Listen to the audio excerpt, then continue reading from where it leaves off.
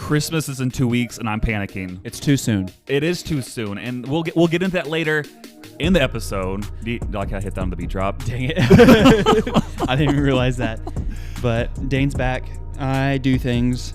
He does do things, including this podcast. That's right. This is the highlight of everybody's week. It's the highlight of your week, and Low-key. This is a good episode. That's all I got to say for you. The best part of this episode is it's just the two of us. Michael's gone. Yeah, Michael, screw you, dude. Also, Michael, what happened to that Michael Minute segment? We were supposed to do that every week, and you said you were going to send us something like 2 weeks ago. Man, never came in. Man, do you I actually remember care that. about us? Yeah, I'm just waiting. Wow. Like we're calling you out here because you're not doing your job of being a guest.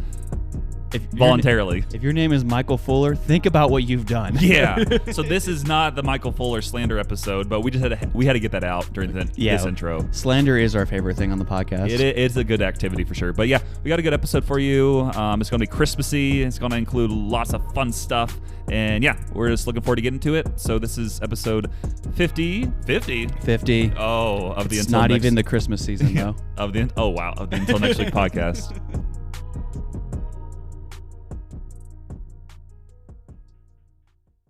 We are back with episode 50 of the Until Next Week podcast, Dane. That's a milestone. We did it. We finally did it. I mean, this was honestly our goal. So this is our last... No, it's not our last episode. I don't know what our goal is. Our goal is to make this our full-time job. Yeah, obviously. So we're doing a great job at staying consistent, at least. So that's one part of a full-time job. So that's good. That's all you can ask is consistency. I show up, I give effort, and I have a life that I talk about on while recording it. Yeah, it's the American dream right there. That is the American dream. Speaking of the American dream, we have a new country. How is that the American dream? I don't really know here. Unless we take them over. Yeah. Okay, random thought. Remember like during the summer whenever like those two movies came out, it was like Barbie and what was the other one? Oppenheimer. Yeah, it's funny because Japan's her new country. No way. Yeah. Dang it. I'm sorry. That's horrible. I'm sorry. For those of you who don't know, Oppenheimer's all about how we drop bombs in. Hey, no, I haven't seen it yet. No spoilers. You have taken a history class before. Yeah, but I haven't seen the Oppenheimer movie. Sometimes they make it differently. Like Hollywood, you don't know what's going to happen. Somehow we just went away from history. We just didn't do it. And the atomic bombs were not dropped over Japan. To be fair, they started it. That's something that I liked. Oh my gosh. They did. I mean, it's true. It is true. It is true. December 7th was like, by the time you listened to it, it was about a week ago. Or not technically a week ago. The anniversary of it was about a week ago. Well, December 7th. Yeah, if you listen to this on Monday, today's the 9th. It'll be the 11th when this releases. Yeah, so 4 days ago was a day that shall live in infamy. Yeah. Shout out to... not Woodrow Wilson. That's World War One. It's not Truman. Because Truman came It was FDR. After. Yeah, it was FDR. Yeah, shout out FDR, who was just like, hey, I'm going to be a president for 4 terms. Just gloss over everything. Like, hey, it's wartime. I have to stay president. This is me. This is who I am. Yeah, and then he was like, well, it's wartime and I'm in a wheelchair. So if you kick me out now, that looks bad on you guys. So well, in the 30s it didn't, but yeah.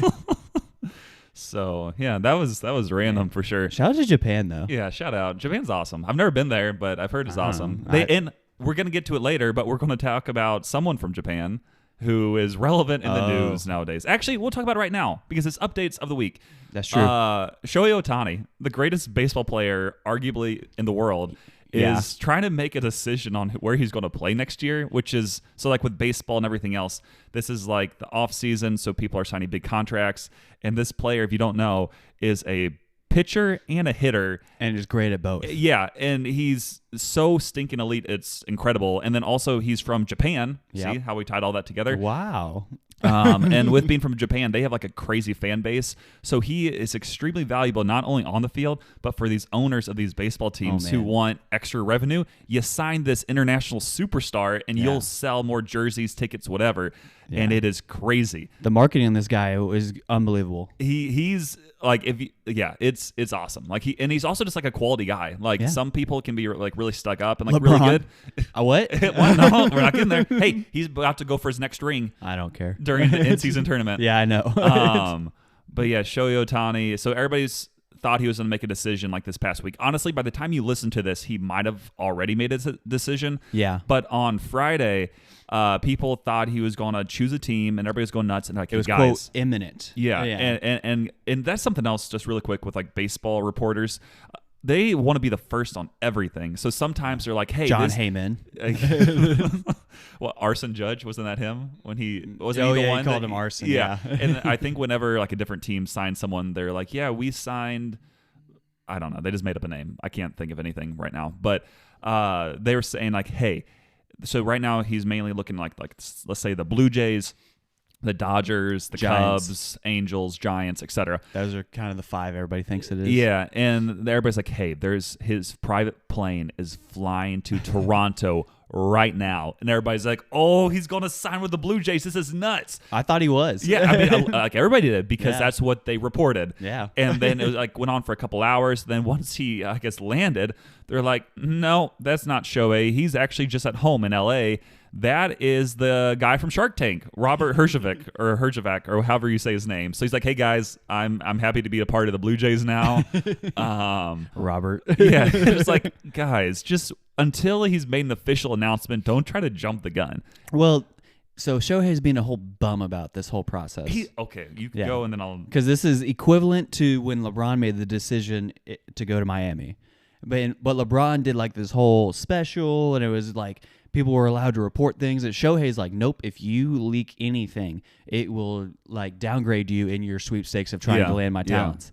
And I'm just like, that's no fun, Shohei. Like, I don't let people speculate. Let people just be like this or that. Say like little nuggets that get people going. Or flat out, like whenever he was posted the first time, he narrowed it down to 4 teams. Mm-hmm. Just come out and say, hey, these are the 4 finalists. And then we can speculate on that for a week and then choose somebody. But honestly, with that, that could make it harder for him to maybe get more money, hypothetically, if he said, like, hey, these are the teams, because then other teams might just start bidding, or they won't bid anymore. But I think he's just, in general, kind of a private guy, and he doesn't want people getting, like, all up in his business. And also, if they know maybe where he's meeting with teams, then people might be, like, trying to stalk him more or whatever else, and he doesn't want to deal with it. So I honestly kind of respect him in a way for it. I mean, it is kind of annoying from a fan's perspective. It is annoying. And especially for all those baseball reporters who are honestly, a lot of them are pretty annoying. And some people, even like Stephen A. Smith was like calling him like Shohei. He's like, oh, Shohei Ohtani, he's just disrespectful or whatever else. Yeah. And it's like, no, he just doesn't want anybody to really be involved with his business. And I don't think he wants to be like influenced by too many outside factors. Well, what's funny is when LeBron made that decision in 2010 offseason and going to 2011. Everybody killed him for doing that, and then now everybody's killing Shohei for not doing that. But the difference is, because he did it and did a whole special, and then Ohtani's the opposite. And he's like not saying anything, and then he'll just make the decision when he makes the decision, and like nothing, you can't do anything right. Nobody's happy. Yeah. So you can't do nothing, and you can't do too much. You have to be right in the middle, so that way they can speculate all they want. Yeah. And there's a no-win situation, but at the same time, if he signs with the Angels, I'll be the most mad. That will just be crazy. I'd be so upset. Especially after the whole time he's been like, hey, I want to win. I want to win. I want to win. Yeah. He's been with the Angels for like 6 years with one of the other greatest players of our generation, Mike Trout, and they can't win. So I don't think there's any. He's going to get probably the biggest deal. $600 million. They were probably going to offer him everything. Yeah. But he won't go to the Angels just because he wants to win. And it's so annoying because the Angels, they have this great talent of signing players who are really good to giant contracts, and then they become horrible. It kind of started with Albert Pujols, who didn't become horrible, but he fell off a cliff. Yeah. And then he came back went to the Dodgers and Cardinals and just like bounced back.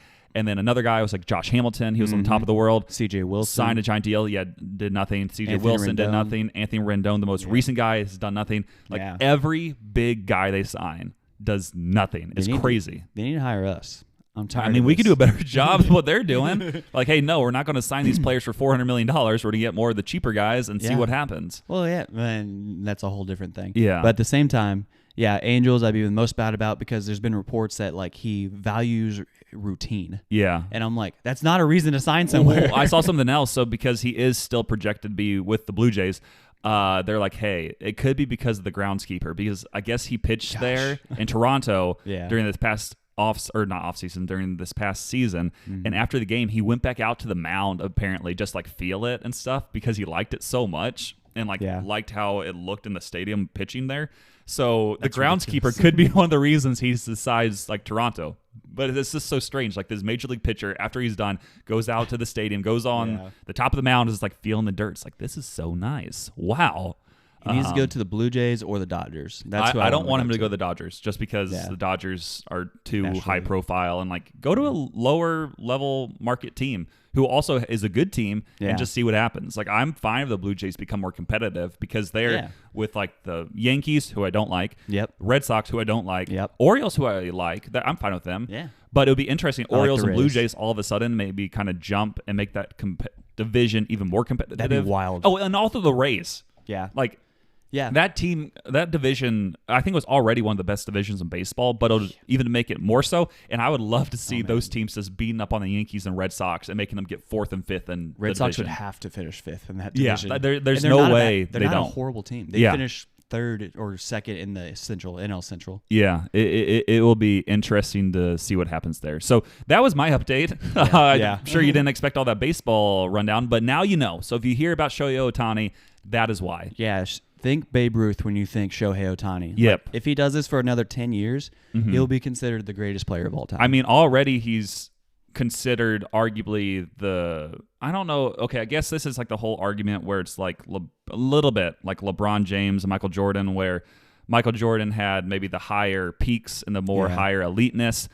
But then LeBron has more of the stats to back it up. So it's like the greatest versus the best or whatever. It's like, what do you want? Yeah. So I can't remember which one it is for LeBron, how they say it, if he's the greatest or the best. I think the best is Michael, but the greatest might be LeBron, or maybe it's vice versa. It's something like that. know. But it could be a similar situation with like Babe Ruth and Shohei Ohtani, where one's like the best. Oh, so the best player. So he's the best player, but then the greatest is the one with all the accolades and everything else. Yeah.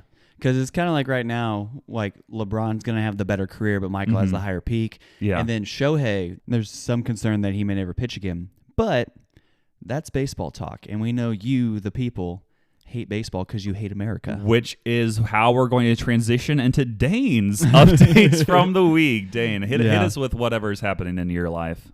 So, in an effort to not catch a cold because my body can't fight off a cold currently, I've been Shout out. not going to most things. Wait, you're going to a wedding today. So? Okay. I'm sorry. It's your time. You That's go. free food. Oh, that's different. true. That's worth it. That's risky, but worth it. Exactly. Do it. But also, I want to do something normal for the first time in my life since having the cancer. But so I've started watching the DC movies in order, and what I've come to the conclusion of is I love Wonder Woman. We're dating now. Have you watched both the Wonder Woman movies? Yeah. Okay, I've seen the first one, and I was surprised because I was never a DC movie guy, like at all, because I'm like, these just don't look that good. And also, I was just so ingrained in the Marvel culture. I was like, DC's bad.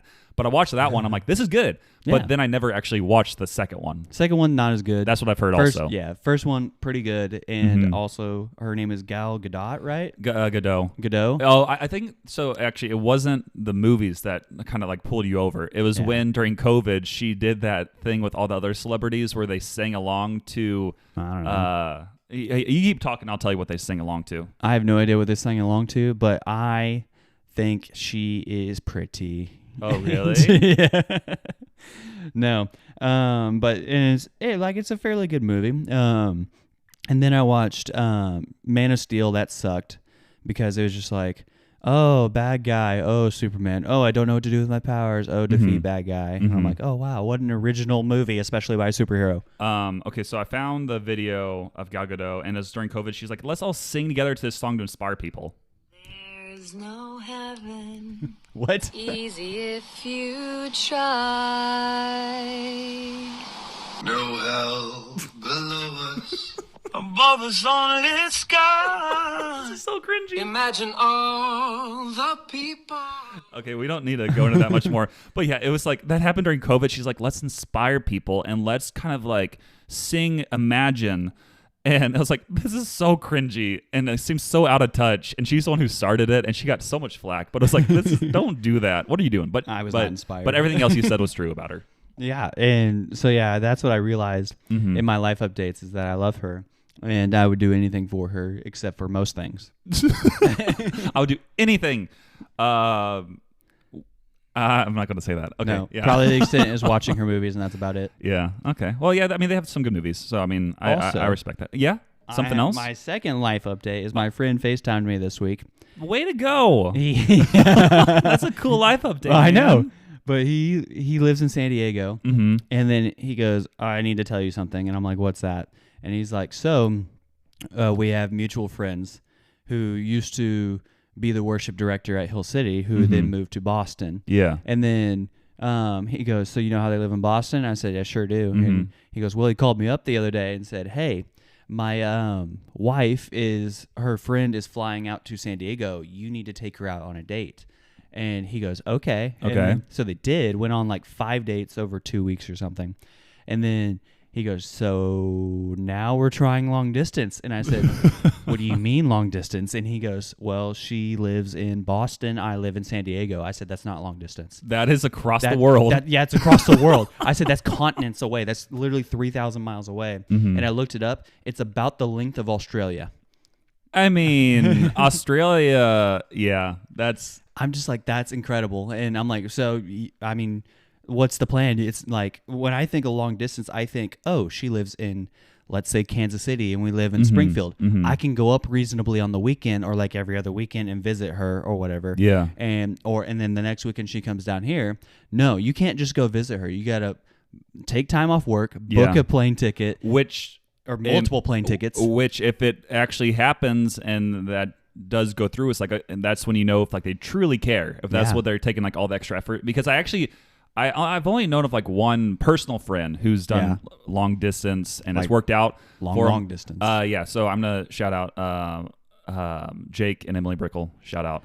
Shout out. Some Brickle, that Kanakuk sounds people. familiar. I can talk to you about them later. You probably know.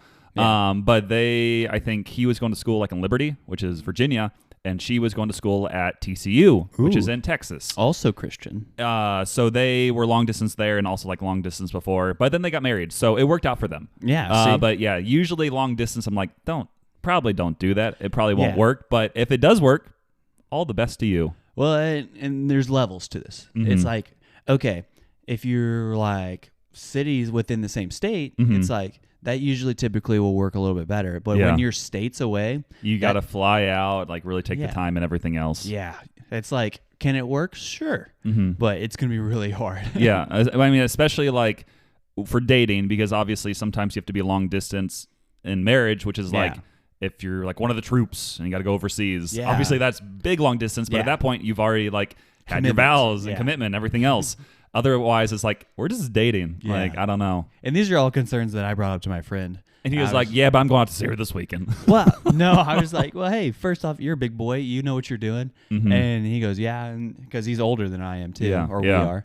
And I was like, yeah. And then he was also like, and it's just like, let's give it a try. He goes, I like her. I'm like, yeah, I think you should give it a try, but I think you should also just like have the like right mindset going into it of just like, hey, you're going to be FaceTiming and just talking for most of your relationship probably. And which, like, again, can work. But however, it's like, okay, like you can't go do things together. Typically, I was like, what you should do is meet in the middle and have her fly to, I don't know, let's just say Springfield, Missouri. Yeah. And then have you fly to, I don't know, let's just say Springfield, Missouri. Yeah. And then I can properly evaluate this woman. Oh, yeah. So that way you can see. I was going to say, otherwise, like, why that does sound like a good idea. At the same time, that would be honestly probably harder for the both of them, just because there's a lot more money spent, a lot more flights, a lot more trouble than just like, hey, I'll come visit you, and then you come visit me. Yeah. And everything it's two else. people taking off time. Yeah. And To go flights somewhere that they both don't really know that well. Well, my as friend, as well. Sure. Currently. My friend does because he lived here for 3 Yeah. years. But either way, long distance, hard. Yeah. Yeah. That's what I've determined. Well, but so does that grind your gears? Is that what you're saying? What I'm saying is, if you're long distance, Yeah. Okay. No, what grinds my gears, Yeah. if we were to just roll into I it, think we are going to roll right into it. is the doctor's offices are just ridiculous. Yeah. Yeah. Because yesterday I went, so every Friday before I go back in for chemo, they make me come in, draw blood, and be like, hey, let's see if everything's Have you got looking pretty okay. good? Do they give you like colored pencils, crayons? Like, how do they have you draw your blood? Well, I draw it, And then they're like, this doesn't look like blood, Dane. And I'm like, well, I don't know what blood looks like. I've been working on it for a while now. Come on. You guys never gave me a reference. I'm drawing just drops of blood. But no, so they take my blood and they never give it back every time. The disrespect. It is. They take 3 vials worth. You're like, I know, I can understand like when you go to donate blood, but I'm not donating blood. Yeah, like, I would like to I want keep it back. this blood. Yeah. And side note, I'm actually not allowed to donate blood. That makes sense. Yeah. It does. Yeah. Because A, cancer, B, ulcerative colitis, C, other cancer. I mean, on the bright side, you have a good excuse when people are like, hey, can you donate blood? Well, I got some issues, so no. No, I need this to survive. You selfish person for asking. Come on. You should just be able to tell. Mm-hmm. But no, so then I show up at 9 a.m. yesterday to the doctor's office so they can take my blood and I can have a conversation with my doctor, which will go like this. Hey, Dane, you're starting chemo on Monday. Be here at 7:30. Okay, cool. That's the entire conversation every time I've done this. Mm-hmm. And I'm like, they just look at it, make sure nothing crazy is happening, blood, blah, blah, blah. And usually actually they say, hey, your white blood cells and platelets are low. Mm-hmm. And I'm like, yeah, I know. And they're like, well, we'll see again on Monday if they bounce back, and then we'll do chemo. And I'm like, okay, cool. And so I show up at 9, wait until 10, then they draw my blood. And then they're like, all right, go upstairs and meet with the doctor. And then I'm like, okay. And they put me in a little room, and they're like, just wait here until the doctor. He should be here soon. Mm-hmm. And I'm like, okay. And then literally 11:30 rolls around, and I'm just like, where is he? And he finally pops in and goes, hey, we're still waiting to see what your blood is coming back and saying. And I'm like, okay. 30 My blood talks? Apparently. And then, put us back in Dane. Yeah, low key. Help. But then 30 minutes later, he comes back in, and he's like, hey, yep, you're low again. And I'm like, yep. I'm like, imagine that. Wow, imagine all. Yeah, you're telling me the chemo that's supposed to kill every rapidly dividing cell in my body is making me not have platelets and white blood cells? And he goes, yes. And he gets paid a lot to tell you that. He gets paid a lot of money to tell me that. And then he's like, okay, now wait here because we need the nurse to come see you again. Mm-hmm. I'm like, okay. Okay, I'll wait here, guys. By this time, I've been waiting at the doctor's for 3 hours just to have like 10 minutes of drawing my blood, 5 minutes of talking to him. And I'm like, so it's 15 minutes of something the system is broken. That you can just tell me every time it's always the same. And so I'm like, okay, see you Monday to see if I bounce back, blah, blah, blah. Mm-hmm. And then either way, like I'll do chemo Tuesday if I don't do it Monday. So I'm just like, why am I waiting for 3 hours? I'm so hungry. And then, I'm fed up with it. I'm sorry. That it really you actually have a legitimate like grinding your gears. I feel like grinding my gears. I feel like most of the time it's just like so random, and like that's like a legitimate. You have a lot of stuff in general that just grinds your gears that are like, okay, that's real. Well, I'm sitting in a room with nothing. I'm like, at least let me go back to the waiting room where I can watch Friends. Yeah. or at least like watch other people who are friends, like talk to each other. I like seeing people. I don't get that a lot now, doctor. Yeah. Instead, I get to sit in this little room and not talk to anybody and play on my phone. But then I'm like, is that you walking in this room? Nope. Okay. Because I can hear things, but I don't know if and it's then you're kind of paranoid. Like, okay. I should have put my phone away? No. Whatever. I always feel a little weird when I'm at doctor's offices. Like if I'm on my phone, like in the doctor's room itself when no one's in there, I'm like, should I be on this? I mean, I don't think there's a rule against it. I just feel like I'm almost like in school or something. Like I probably should just be sitting here waiting carefully. I always feel like it's imminent that the doctor is going to walk in any second, which is true. But I'm just like, okay, I don't want to be like in the middle of like watching TikTok when he walks in. Because he walks in, you're just like, what the falafel? He goes, you know what? No, I'm not coming in here now. Yeah. Wow. Yeah. Well, mine's a little, I guess, more cheery, not cheery, but not as extreme. Christmas season's going by too fast. Well, it hasn't started yet. Well, that's from you. It is December. By the time this episode releases, we are 2 weeks from Christmas. So shout out in 2 weeks when all you guys listen on Christmas Day, opening up presents to the Until Next Week podcast. Make sure to post about it. That would be funny. That'd be awesome. But no, I just kind of realized, like, I feel like, especially the past few years, like in high school, it started seeming like it was going by a little faster. College, even more so. But at least in college, you got like a month off from work, or not work, from school. And then once I've like gone into the workforce itself, it's like, this is crazy. I don't have enough time to do much of anything. Like I look up, like I haven't really done a lot of my Christmas like decorating or whatever else. And it's by the time this releases, it's 2 weeks from Christmas. And I'm like, I don't like this.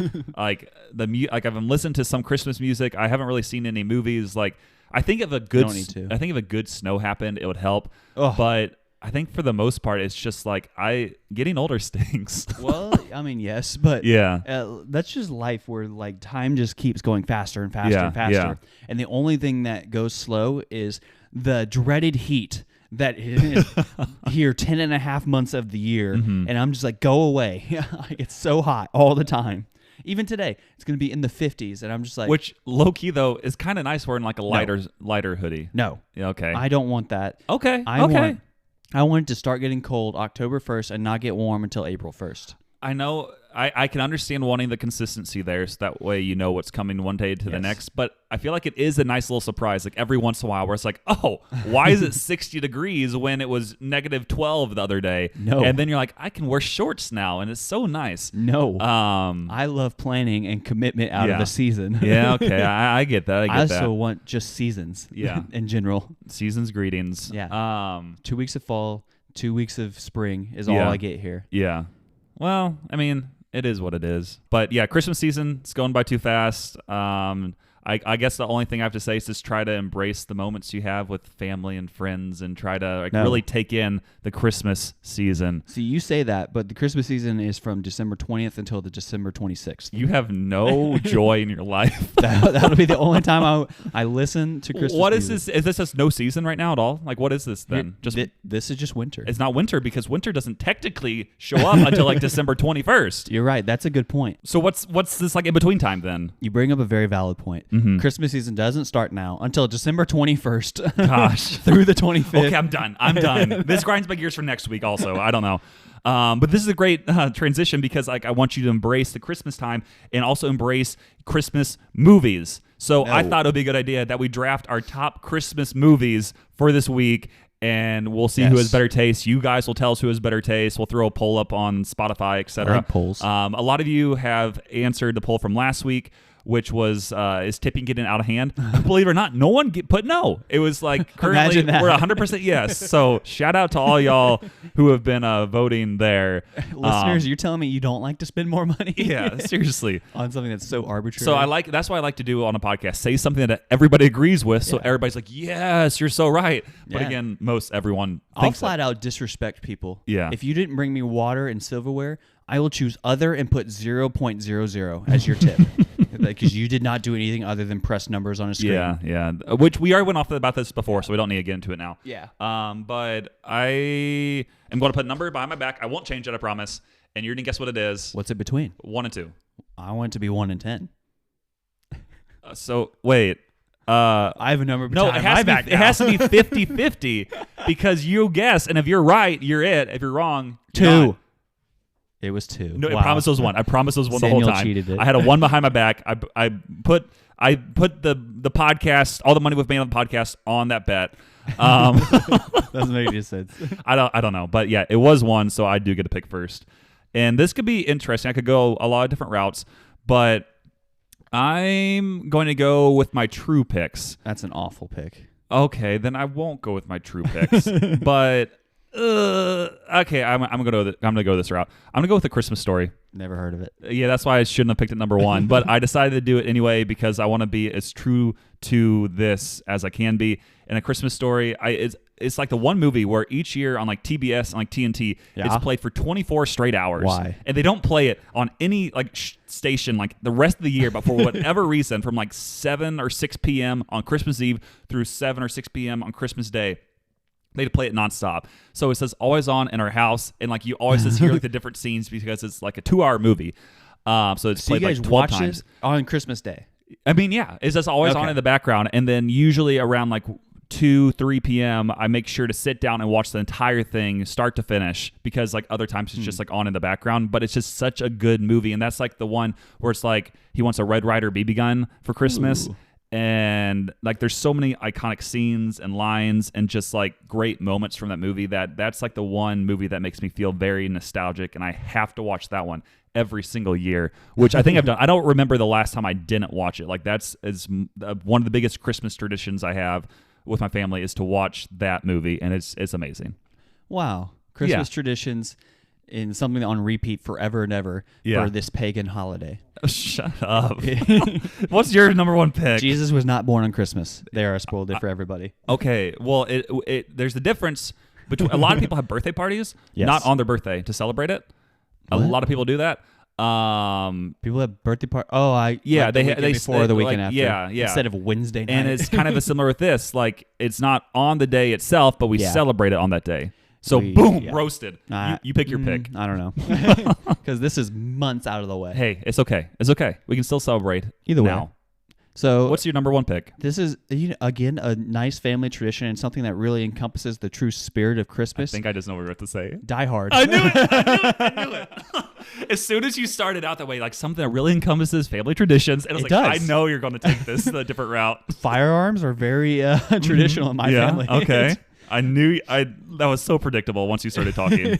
However, those of you who are angry right now, let me explain myself. Number one reason for why it's a Christmas movie and the best Christmas movie is they are at a Christmas party where there are gifts being exchanged. Watch the movie. There are. I still have never watched it. Well, I probably should at some point so I can make an argument completely against it being a Christmas movie, but I have not done that yet, so I'll just make the points that were still true, but just not from a backed scientific take. No, it's a company Christmas party, and then also when he kills one of the terrorists, he writes "ho ho ho" in blood on their shirt. Okay, that makes it a Christmas movie there. If I've ever heard one. Also does.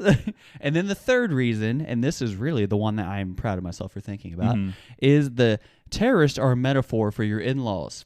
During the it is because the terrorists steal his wife away and he has to go save her, and it's the exact same. It's actually a really deep movie, and we don't realize it. You don't realize it. And then also, if this is about Jesus and how he bled on the cross, John McClane lost his shoes and stepped on glass. I didn't know John McCain was in that movie. McClane. Wow, is that what he did before he got into politics? He was an action movie star. John McCain, shout out, one of the good ones.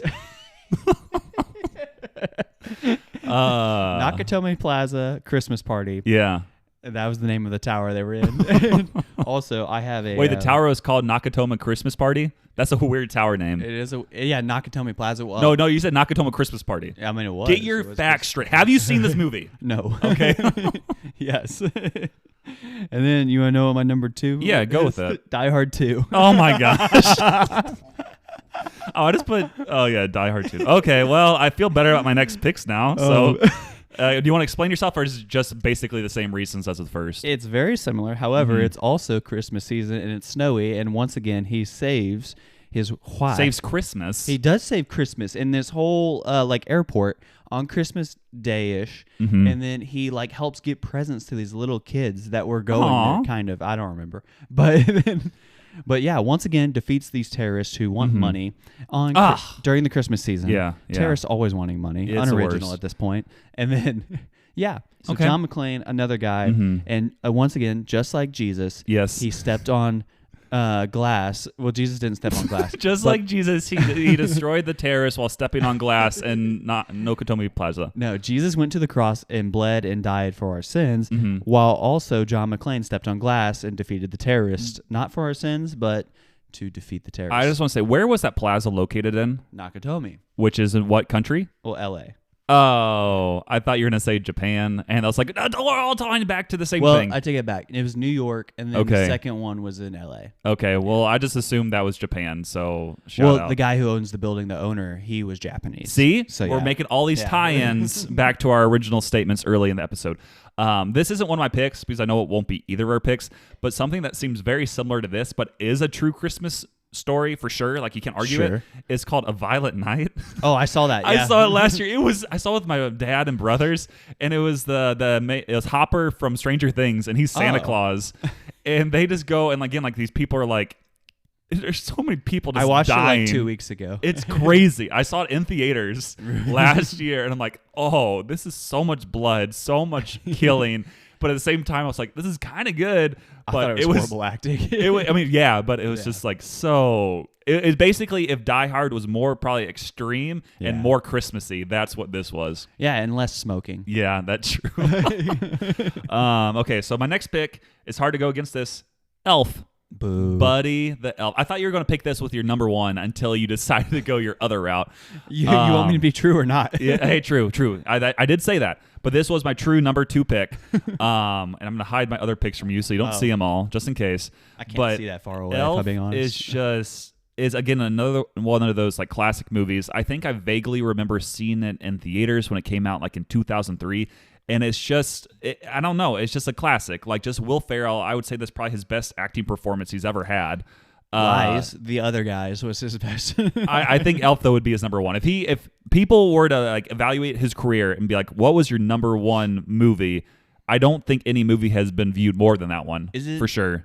Isn't what's her face from New Girl? Zoe Deschanel. Yeah. I always get thrown off because that's the only way I knew like who she was. And then when she was in these other like TV shows and stuff, she dyed her hair, and I was like, obviously she dyed her hair for that part blonde, but that's how I know her deep down. Like whenever I see her, I immediately like put her in like Elf. Like, that's what I think about. Isn't she like totally against Christmas and that? And no, well, she's just like part of like, and again, like what I was saying earlier, like being in the workforce, like gotta get the job done, whatever else. And then Elf, like Will Ferrell, he brings in joy to her and like shows her the great parts of Christmas in New York, which is one of the great Christmas destinations. No, I didn't say great places to live. I said great Christmas destinations. There's a difference. They have a tree there. But yeah, it's again like one of those really nostalgic movies for me, and it's so good, so good. I find it mildly annoying. Wow, no Christmas spirit, which I can understand you not thinking it's a great movie because again, you don't think Christmas starts until like December 21st. Does he save anybody from terrorists? He sort of does. He saves Santa Claus from the Central Park Rangers, who have a really bad reputation, who are going to try to kidnap Santa or arrest him or whatever else. So in a way, he did save people from terrorists. So think on that for a second. My next movie. Pick your third. This one I will go out of track a little bit because I don't think you'll pick my third pick. So I'll go for my fourth pick, which is Home Alone. Okay. It's a classic. I know there's a lot of arguments between like the first, the second, not the third or fourth or any of those because those are terrible. Fourth? Those were without Macaulay Culkin.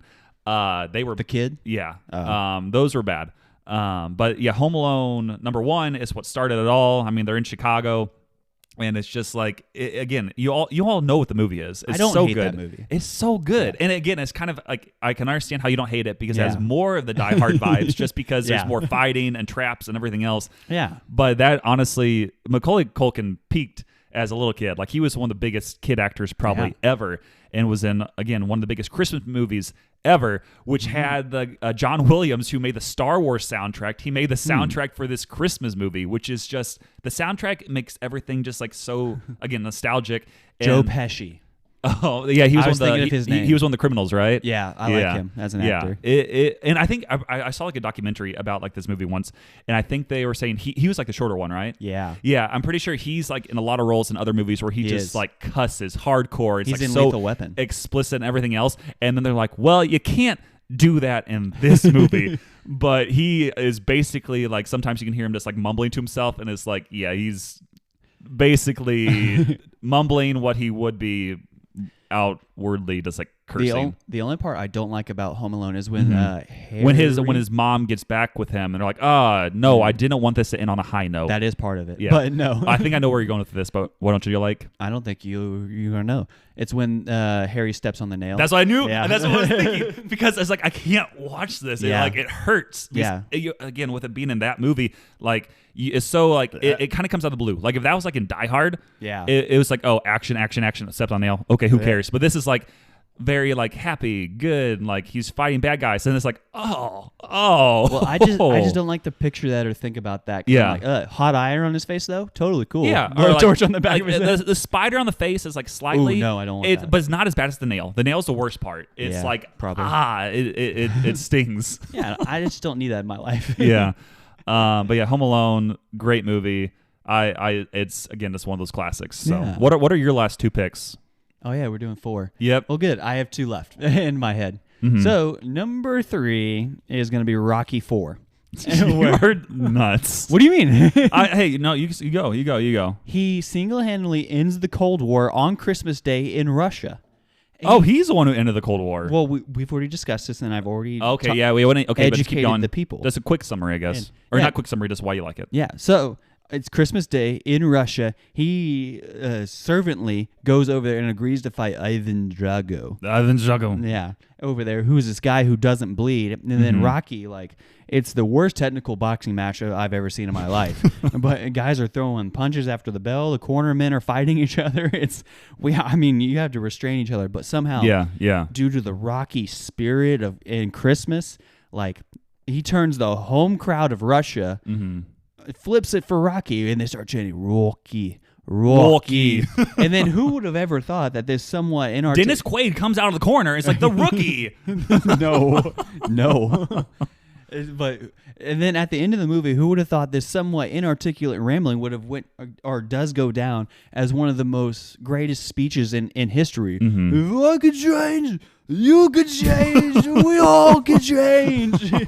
And I mean, that's one of the ones that went down in history. I mean, Yeah. not Neville Chamberlain, or who's the British dude in? Is it Neville Chamberlain? I don't know. I've never seen any of the Rocky movies. Not the Rocky movies. The Prime Minister of Great Britain during World War II. But yeah, so it's like that speech. We will not surrender. Oh, Neville Chamberlain. Yeah, It is he was Neville a Chamberlain. British politician. Yeah. Yeah, from World War II. Yeah. And so that and Rocky, and then like I don't know, a bunch of other speeches are up there. Yeah. But yeah, so Rocky 4 like ends the Cold War on Christmas Day in Russia. You can't argue with that. Okay, well then, what is your 4th pick? Rocky 4 would have been a great 4th pick just because you could have done that. But what is your 4th? Dang it, I should have switched the order. It's okay. please. It's okay. So, But what's I your... wanted to go like some of you people who actually like Okay. Christmas movies. Yes. I'll actually go Christmas movie. Last one. The only one I'll actually condone is the Jim Carrey Grinch. Okay. Yeah. That one I do appreciate that one. That's not always my must see, but I know Yeah. it is a classic. Because it's just so funny.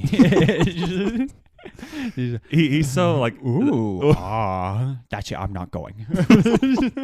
that is definitely one of those classics, and it's like everything I see about it's like he had to go through so much like mental like and like physical pain like being in that costume just to make this great role. Ugh. And that is one of the classics. Jury duty, blackmail, pink slip, eviction notice. I'm like, that's great. I think it's something kind of cool about that movie specifically is I think that was one where they would have wanted to make a sequel, but I think he was like, no, I don't want to do it again. And kind of like same with like Elf with like Will Ferrell. He's like, no, I don't want to do a second one. Yeah. And I think that just makes the one so much more elevated Kinda. and like it's more untainted by having that one classic movie and not trying to just make it go out as far as you can. Yeah, and it's like, what are you gonna do? You gonna make another movie without Grinch or without Elf? Yeah. Just ain't happening. But Well, what's your last pick? I like that. The last one is arguably one of the Christmas movies that started it all. I'm not going the Claymation route, which I could. Claymation's I'm not nasty. going that, but I'm going It's a Wonderful Life, Oh, I thought you were gonna do Rudolph. which I said is not the Claymation because Yeah. otherwise I could have gone Rudolph, which that would probably be like my 5th movie or something. No. But It's a Wonderful Life is a movie that I didn't see until probably like high school, and then I saw it and I'm like, what have I been missing out on? Like I don't it think is I've like seen it. it's really good, 'Cause and it's- it kind of tugs at the heartstrings a little bit because again it's Yeah. like based like in the 40s or I thought 30s or no, it was the Great Depression. Okay, so 30s. Yeah. And it's just like Well, this is October such 10th, 1929 a good makes like it- nostalgic feel good kind of movie, but it's like this Yeah. guy who just goes through like all again, and I don't put myself in this exact realm, but he just goes through all this like pain and like with struggling with like work and his job and everything else. And then he really just needs to see like the true meaning of like Christmas and family and everything else. And I'm like, this this is really it hits you. Like if you're not a guy who really cries much, you might get a few tears in this movie. But it's really just like a beautiful Christmas movie. It's a classic. Highly recommend seeing it. Probably after you watch A Violent Night. They're kind of complete opposites, but it is a very, very good movie. No, I kind of like those sad movies like The Joker. Yeah. And A Star is Born. Mm-hmm. Yeah. Yeah. Good movies. But then, kind of honorable mention, all the NBA games on Christmas Day. Oh, yeah, shout out. Love those shout movies. And then I know for me, some other ones are like Rudolph, Polar Express. One on Netflix is called Claus. Yeah. It's like an animated one. I saw that like a few years ago. It's very good also. Lethal Weapon. Another one because he goes to their like family Christmas at the end. The Santa Claus 1 and 2 and Home Alone 2. I do like Tim Allen. Yeah, so. he's very good. Christmas with the Cranks. I had the Grinch on my list as number 12 with Jim Carrey. Wow. And then the other ones I had I think are more like Santa Claus is Coming to Town, which is Claymation. The Year Without a Santa Claus is Claymation. That's fine. And then another Netflix movie is The Christmas Chronicles. No. So those are all... You can't go wrong with any of those movies. All those movies sound like they suck. I said the Jim Carrey The Grinch is one of them. That one's okay. One of your picks. That one's above average. Yeah. That's how I would rate it. But I think what we have to get out of this is that you just need to watch Christmas movies in general and get in that Christmas spirit. If you're Dane, wait until December 21st. But if you're me, start watching them right now.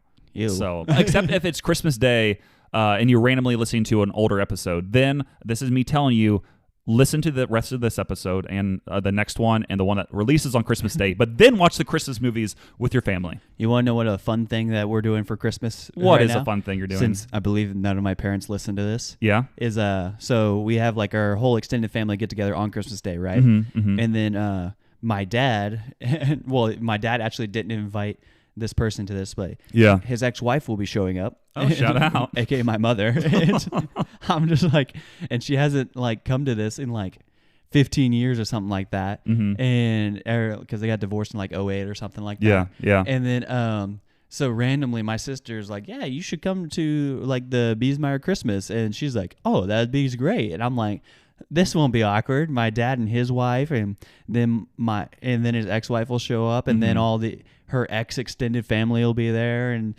it'll just be a rousing time. And then I'm just like, and then like the fun times. Here we go. That plus my cancer, and I'm just like.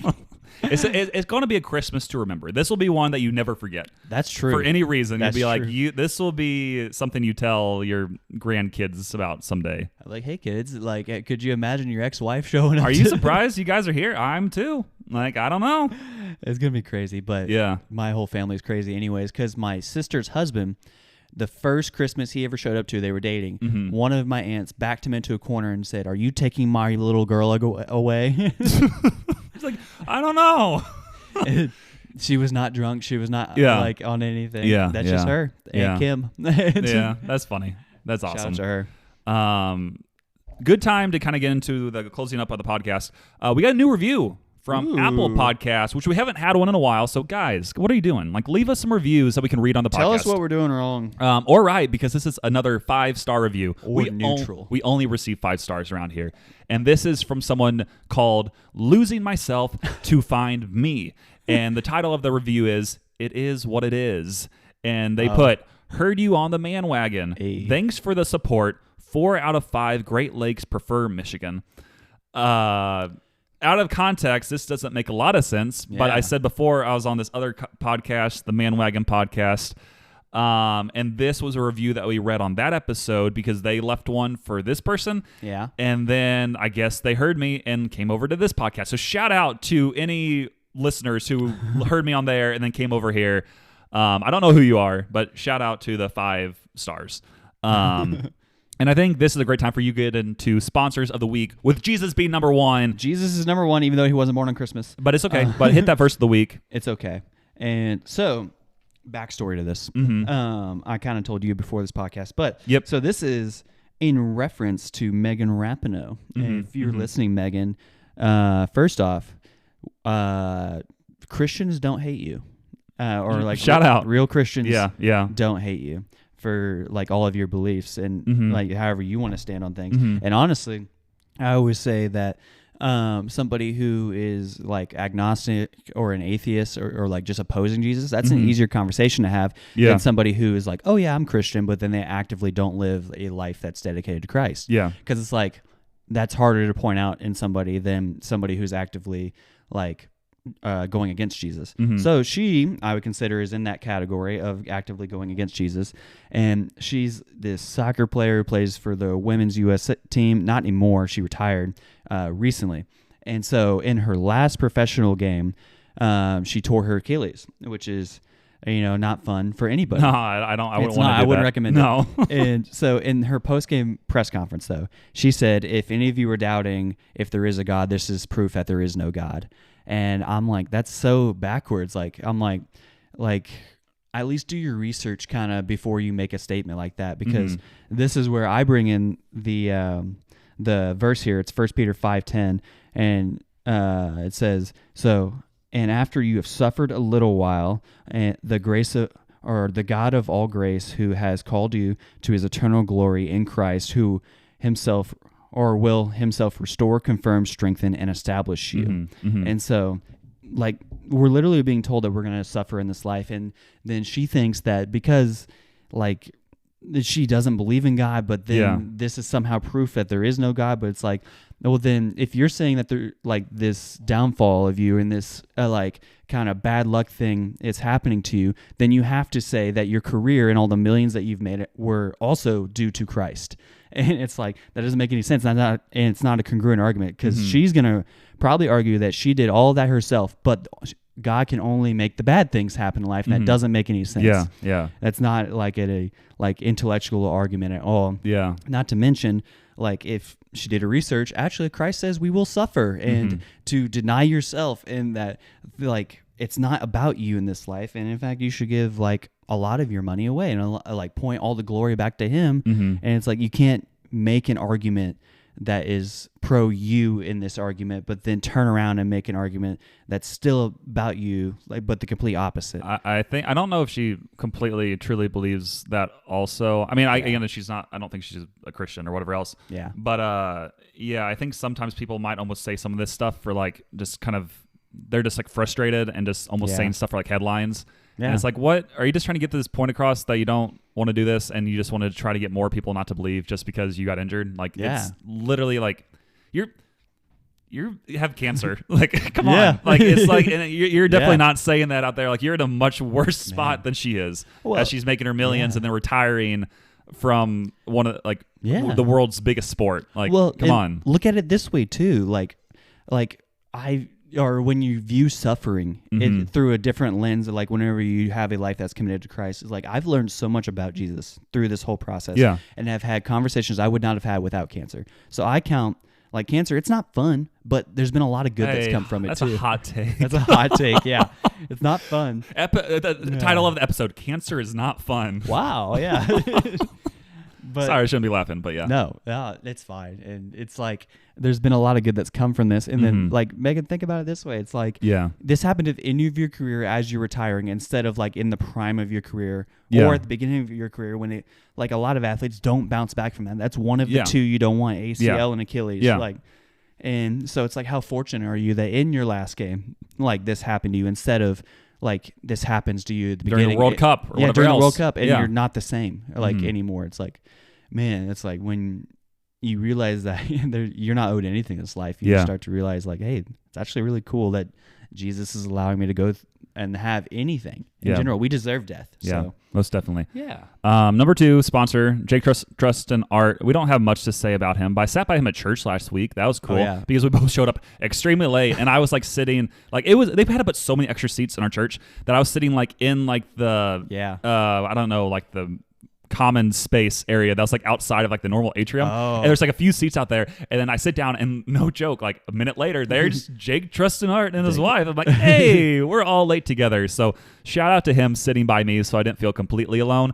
And then also, like, he's still designing like sports cards. Buy his sports cards on Leaf, that his Pele card, and that way the quicker they sell out, the quicker we get them, so then I can get it and get it signed by him, and it'll be super cool.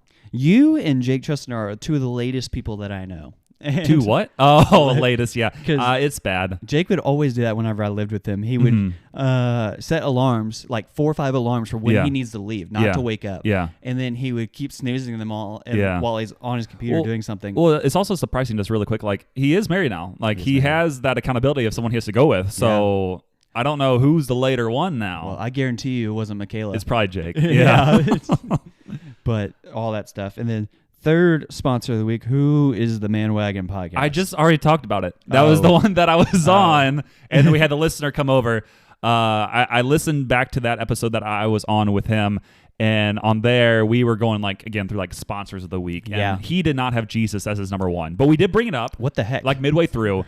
But then I said also one of our sponsors is the Until Next Week podcast. So I guess we sponsored him for that one episode. So now we are doing the same. He is now sponsoring us for an episode. Wow. So shout out to him. If you have not listened to that episode, go over there and then come back over here because I want you to still listen to us. There's enough time to do both. Yes. Yes. You have plenty of time to listen to an hour and a half of podcast. Yeah. So yeah, that's about it. We're going to close this one up. It is, again, crazy that we're on episode 50. We're going to wrap it and put a bow on it. Yeah, because it's Christmas time. But yeah, just keep on telling your friends about the podcast if you like it. Yes, leave us reviews, do all the things, follow us on Instagram, et cetera, et cetera, et cetera. And enjoy time with family this Christmas season. Or not. Or become a degenerate gambler. Oh my gosh. Like myself. Hey, Pete Rose, no, not you. That was a hot take. Or not hot take, deep take. So yeah, that was weird. That I think that's about it. This has been episode 50 of the Until Next Week podcast. Put all of your money on the Cowboys this week. Big game. Well, you guys will know the result by Monday. And Dane on Sunday Night Football is going to be going crazy. And that was episode 50. Goodbye, people.